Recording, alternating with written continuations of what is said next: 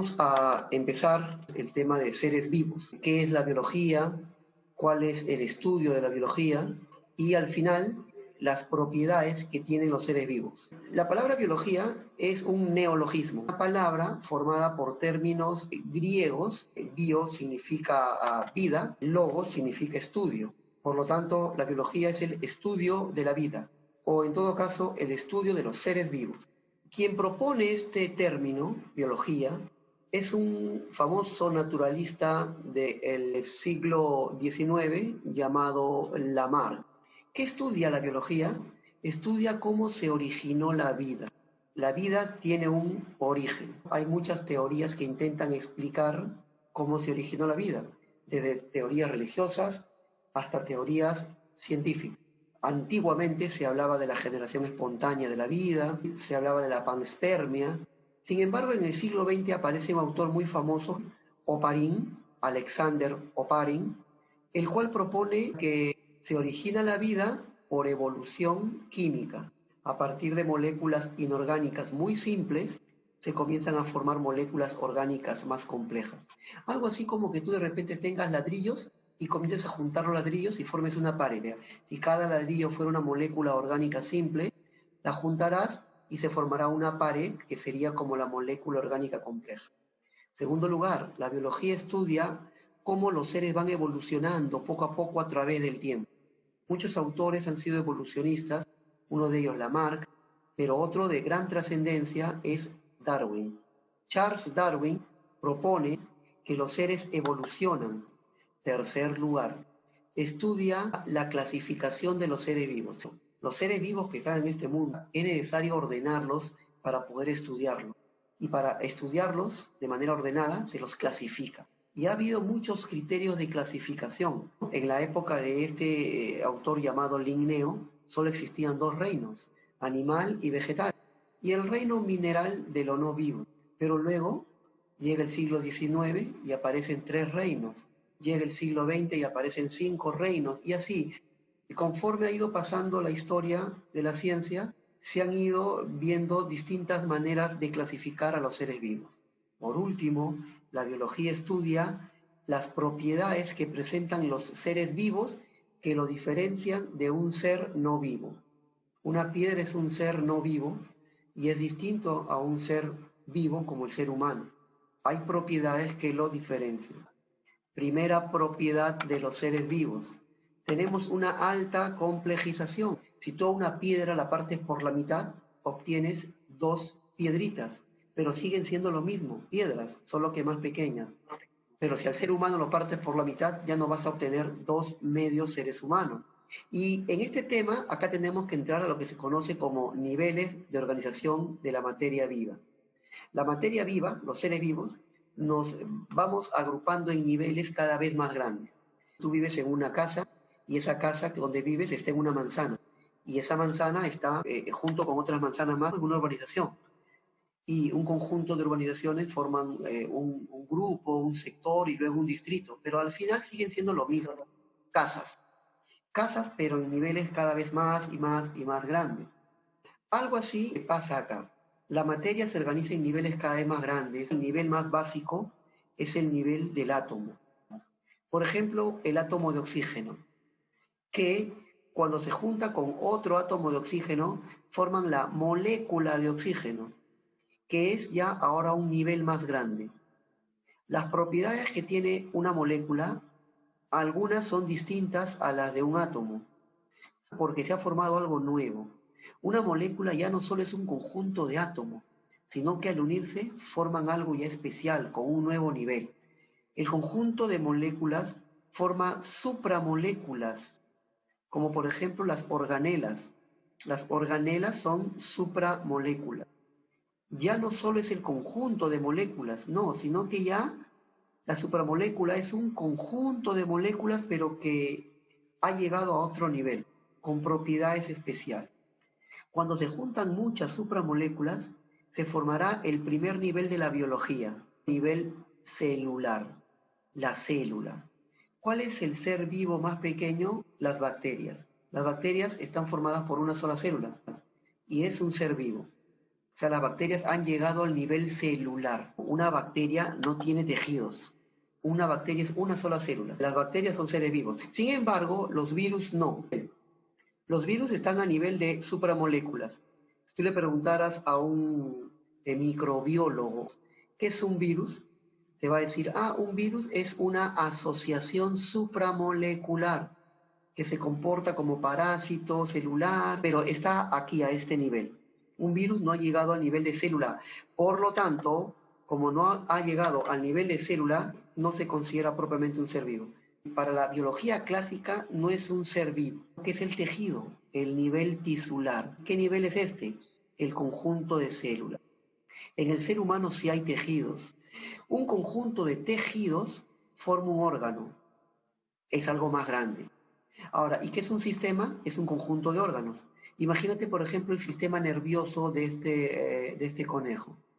Este conejo tiene un órgano que es el cerebro, el cerebelo, el tronco encefálico, la médula espinal y muchas otras estructuras que juntos forman el sistema nervioso. Pero eso sí, el sistema nervioso es un conjunto de órganos. El conjunto del sistema nervioso, endocrino, digestivo, excretor, respiratorio, etcétera, formarán al individuo pluricelular. Ojo, este individuo está formado por millones y millones de células. ¿Las bacterias son seres vivos? Sí, pero ellos son unicelulares. Sin embargo, nosotros somos, igual que este conejo, pluricelulares. El conjunto de conejitos forman la población de conejos, en un área especial. ¿Y qué pasa si juntas a la población de conejos con la población de zorros y de, no sé, pues, y de vicuñas y de pumas ahí en el Ande? Formarás la comunidad de la puna, por ejemplo, ¿no? En la comunidad de la puna tú vas a encontrar por ahí algunos conejos salvajes, esos tipos vizcachas, vas a encontrar zorros, vas a encontrar pumas, vicuñas, el cóndor, todo eso forma la comunidad de seres, que es el nivel comunitario, es el conjunto de poblaciones de un ecosistema, el conjunto de poblaciones. Y como estamos hablando de materia viva, el conjunto de comunidades de todo el planeta lleva el nombre de biosfera. Biovida, esfera, se refiere a la esfera terrestre de la Tierra.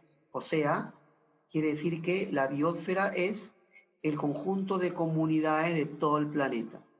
La biosfera es todos los seres vivos. ¿Y qué pasa con los ecosistemas? ¿Por qué en este esquema no está ecosistemas? Hay libros que en este esquema colocan por aquí o por aquí a los ecosistemas. ¿Por qué no lo he colocado yo? Algunos libros sí, porque solo estamos hablando de materia viva. Y en un ecosistema hay componentes vivos unidos a componentes no vivos. Los pantanos de Villa es un ecosistema. En los pantanos de Villa hay peces, aves, hay anfibios, sapitos, hay insectos, un montón de ellos, hay plantas. Todo lo que acabo de decir, ¿qué es? Seres vivos. Por lo tanto, comunidad.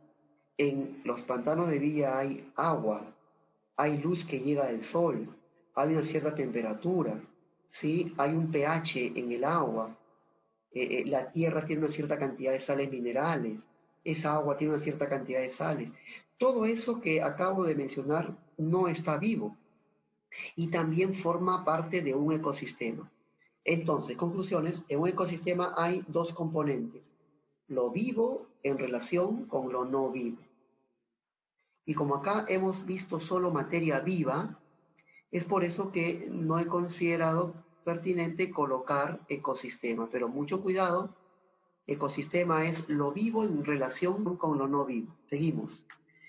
Segunda propiedad de los seres vivos, metabolismo. Los virus solo metabolizan cuando entran a nuestras células y ahí adquieren vida. Bueno, ¿qué es el metabolismo? Son todos aquellos procesos que tienen que ver con la transformación de materia y energía. O sea, en otras palabras, el metabolismo es el conjunto de reacciones químicas que ocurre en nuestras células, siempre en un medio acuoso. Existen dos tipos de metabolismo que tenemos que saber sí o sí el día de hoy: anabolismo y catabolismo. El anabolismo es como juntar ladrillos para formar una pared. O sea, es pasar de simple a complejo. Eso es hacer anabolismo. En los seres vivos hay anabolismo, sí, y el ejemplo más famoso de anabolismo o síntesis es la famosa fotosíntesis. En las plantas se juntan pequeñas moléculas y se forman gigantescas moléculas en el proceso llamado fotosíntesis. Eso sí, todo proceso de anabolismo requiere energía. ¿Cuál es la energía que utilizan las plantas en la fotosíntesis? La luz, la energía luminosa. Sin embargo, el proceso opuesto se llamará catabolismo. ¿Y qué va a pasar aquí? Sería como que un albañil tenga una pared y que por ahí le indiquen que tenga que destruir esa pared. Ese albañil con la comba destruye la pared y la convierte en pequeños ladrillos, lo parte en pedacitos. Eso es hacer catabolismo, o también llamada degradación. El mejor ejemplo de catabolismo es la famosa respiración celular. En la respiración celular, una molécula muy grande llamada glucosa se va a partir en pedazos. Y al partir en pedazos, se está liberando energía. Al revés del anabolismo, que se necesitaba energía, aquí más bien todo lo contrario. Se libera energía, se forma energía. Cada vez que partimos una molécula en pedazos, estamos liberando energía que nos va a servir para vivir. Pasamos a la tercera propiedad de los seres vivos: crecimiento. Una piedra se puede ir agregando y formándose rocas más grandes, pero eso no es crecer, eso es solo agregarse. Sin embargo, los seres vivos sí crecemos, que es el aumento de tamaño, como consecuencia de que aumentan el número de células, que ocurre la proliferación. Uno de ellos es la llamada hipertrofia y otra es la hiperplasia. ¿Qué pasa en la hipertrofia? Las células aumentarán de tamaño. ¿Y qué pasa en la hiperplasia? Las células aumentan en número. Un niño cuando crece por hiperplasia e hipertrofia. Los dos procesos ocurren para que el niño crezca. ¿Qué pasa con una persona que ya llegó a su tope de tamaño y ya no crece más y va al gimnasio y adquiere una gran masa muscular? Una persona que dejó de crecer y en el gimnasio hace mucha masa muscular, sus músculos se están hipertrofiando. ¿Y qué significa? ¿Qué está pasando en este músculo de esta persona? Está aumentando el volumen de sus células. El término neo es griego y en español significa nuevo. El término plasia significa desarrollo. ¿Qué es una neoplasia? Un desarrollo nuevo, donde en una parte del cuerpo aumenta de una manera descontrolada el número de células y entonces sobreviene el tumor, que si es maligno se llamará pues cáncer. Cuarta propiedad, la llamada homeostasis. Es el estado de equilibrio dinámico interno. Los seres vivos intentamos mantener nuestras condiciones en equilibrio.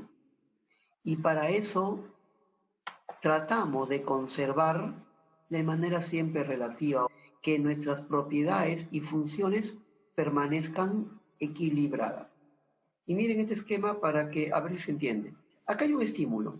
El estímulo es mucho calor. Imagínate verano en alguna parte de la selva, 37 grados. Ese calor muy fuerte que es del sol es detectado por un sensor, ¿sí? Ese sensor está ahí en la piel. Y luego ellos lo llevan hacia el centro del control. El centro es el hipotálamo. Y el hipotálamo emite una respuesta, un efecto.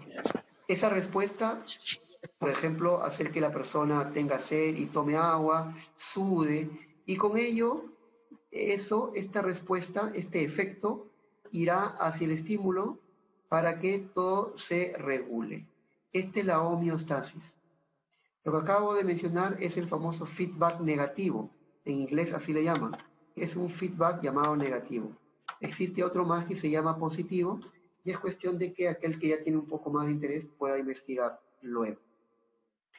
Pasamos a La reproducción es la formación de crías, así de simple, ¿no? La generación de hijos a partir de progenitores. La reproducción puede ser asexual como sexual. Asexual se refiere cuando participan células que realizan solo mitosis. O sea, en otras palabras, no participan gametos. En una reproducción sexual, tú no esperes que intervengan los espermatozoides, los óvulos, no. Reproducción asexual se considera desde bacterias hasta los mismos animales. Las bacterias se parten y esto se llama reproducción asexual por fisión binaria y es un tipo de reproducción asexual. Las plantas también tienen reproducción asexual. Por ejemplo, miren, esta es la planta famosa de la fresa. La fresa forma un tallo que en vez de crecer hacia el sol, crece horizontal a la superficie de la tierra. Y en el momento adecuado, este tallito que estoy señalando forma unas raíces y forma nuevos tallos que van hacia el sol. Se forma una nueva planta. Esta nueva planta se ha formado a partir de esta planta progenitora mediante este tallito que lleva el nombre de estolón. Esta reproducción se llama asexual porque estas plantas nuevas, hijas, se han formado a partir de un solo progenitor. La formación de tubérculos como la papa también es un tipo de reproducción asexual. Este animalito vive ahí fijo en el fondo, como si fuera una planta, no se mueve. Comienza a brotar algo así como un granito. Comienza a adquirir la forma de esta hidra grande. Y en el momento adecuado se suelta. Se ha formado una cría a partir de un progenitor, de un solo progenitor. ¿Cuál es la característica de la reproducción asexual? Que interviene un solo progenitor. Aquí no hay parejas, solo uno. Sin embargo, en la reproducción sexual, ¿sí? Aquí van a participar células que hacen meiosis. ¿Qué es la meiosis? Es un proceso muy complicado que sirve para formar los gametos, que en el macho se llama espermatozoide y en la hembra se llama óvulos. La reproducción sexual utiliza gametos. Las plantas, así como se reproducen asexualmente, también se podrían reproducir sexualmente. Ahora mira, acá te he colocado dos tipos de reproducción sexual, monoica y dioica. Monoica se refiere a aquella reproducción donde los organismos se llaman hermafroditas. Un hermafrodita es aquel que en su interior forma tanto espermatozoides como óvulo. Entonces un hermafrodita no es ni macho ni hembra. El macho es el que solo forma espermatozoides. La hembra solo forma óvulos. Pero esta animal forma espermatozoide y óvulos a la vez. Este gusanito se llama planaria. Acá se están juntando dos. Uno de ellos le pasa espermatozoide al compañero y el otro también le pasa espermatozoide al compañero. Entre ellos intercambian espermatozoides, pero ellos también tienen óvulos y ambos quedan fecundados. ¿Qué ventaja sería para este animal ser hermafrodita? Que tendrán el doble de cría. Sin embargo, los dioicos son aquellos donde el macho produce espermatozoides que pasará a la hembra produce los óvulos, en el interior de la hembra, en el caso de las gallinitas, se fecunda, se une espermatozoide y óvulo y se forman las crías.